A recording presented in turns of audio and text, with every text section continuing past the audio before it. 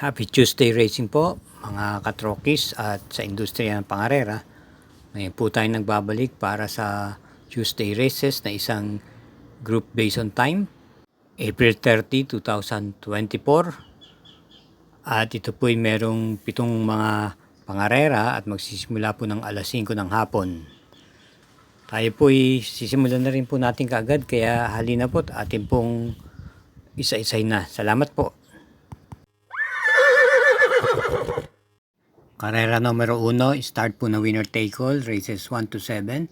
Ito po ay isang Philippine Group Based on Time o GBT. At magsisimula po ng alas 5 ng hapon, may distansyang 1,400 meters. At meron po tayong 4 na kalahok dito. Ating pong pamprimera rito yung kalahok numero 3, Mythic Leila na isang Deremate. Ito yung muling renda ni BJB Galleta na segundo lamang po siya noong April 20 kay Grand Laughter na mismong kalaban din niya ngayon sa araw na to. Pero sa aking palagay dahil kukunti lang nga po sila, kayang-kaya niya naman po itong makipagsabayan dito at hindi siya ganong matatraffic. Ang isa pa niya pong takbo ay nung nanalo siya noong April 13 kung saan pang 12 po siya umalis, nagawa niya po pang magparimate sa meta at kanya pong tinalo si Rapids Point at Take a Chance. Kaya sa race 1, numero 3 po tayo, Mythic Leila. Karera numero 2, another GBT. Ito po ay may distansyang 1,400 meters at isang pick 6 from races 2 to 7 with 4 entries. Ating pong first choice yung numero 2 at single na rin po yung Dream Stop of the World na bagamat panlima lang po dumating noong April 17 kay Senyorita at Sandigan.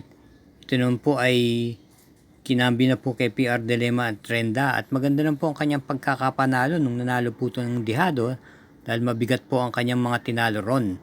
Nung March 1 kung saan tinalo niya po si Lucky Leia, Electrify at Tell Bell. Kaya sa race 2, numero 2, Dreams of the World. Karera numero 3, distance 1,400 meters. Ito po ay isang group based on time at meron po tayong 4 na kalahok dito. Start po ng peak 5, races 3 to 7. Ang ating first choice dito yung kalahok numero 1, Shine, na papatnubayan po ni C.A. Reyes. Ito po ay pwede po itong makipagsabayan sa unahan at meron naman din po itong second win o remate.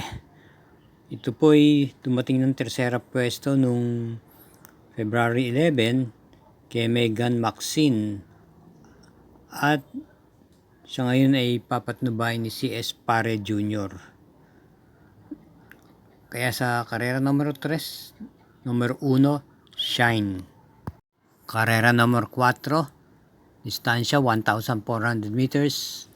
Start ng peak 4, races 4 to 7. Another GBT, 4 entries. Ang ating pong first choice dito, yung numero 3 na Lemon Bell, na papatnubayan ni JG Serrano. Bagamat hindi po gaano kagandahan na kanyang tinatakbo, itong mga nakaraan, simula nagbalik sa pista. Pero sa akin palagay, medyo lamang po siya sa laban na to. Kumpara sa mga makakalaban niya ngayon, mabibigat po noon ng mga tinatalo nito. Depende na lang po sa may-ari nito.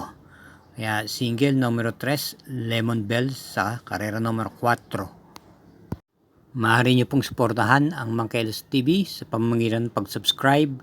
Gayun din naman pakishare na rin at i-hit ang like button. Salamat po.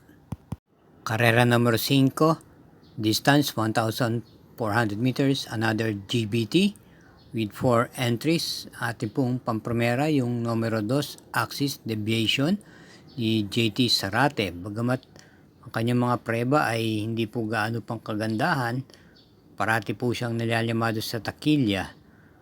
At sa akin palagay, ito po'y pag nabatak po ng gusto ay malaki po ang kanyang panalo rito. Maaari itong banderang tapos dahil siya lang po ang pinakamatuling sa grupong ito maliban nung kay Solution na may bahagyang tuling. Kaya sa karera numero 5, 2, Axis Deviation. Karera numero 6, isang GBT group. Ito po ay may distansyang 1,400 meters. 4 na kalahok po muli. Ating pong pampromera yung numero 4, Make or Break na rerenda ni JT Zarate. Sa kanyang pinakahuling takbo ay di gaano siyang kinakitaan. Dumating lamang po siya ng pampito noong April 7 kay Easy Way. At sa takbo nga ito, kinabi na nga po siya kay JT Zarate. Meron naman po itong magandang panalo nung March 2 kung saan tinalo niya po si Hot Rod Hearts at Makarit.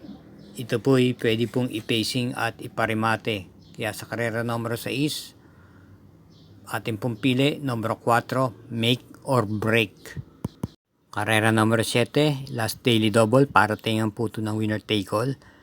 Pick 6, Pick 5 at Pick 4 at another GTP group with 6 entries. Ang ating pong napipiling pampremera rito, yung kalahok numero 2, Mucho Caliente, na muling papanubayan ni JT Pabelik.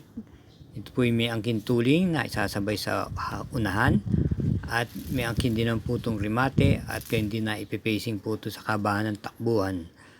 Ating pong panigunda naman dito yung numero 4, Heritage, na may tuling at may remate. Gamay po ni Opi Cortez, kagaling lang po sa segunda pwesto nung April 23 kay Blaine the Ghost. Kaya ang pili po natin muli sa huling double o race 7 ay ang numero 2, Mucho Caliente, pampromera. Panigundo yung numero 4, Heritage.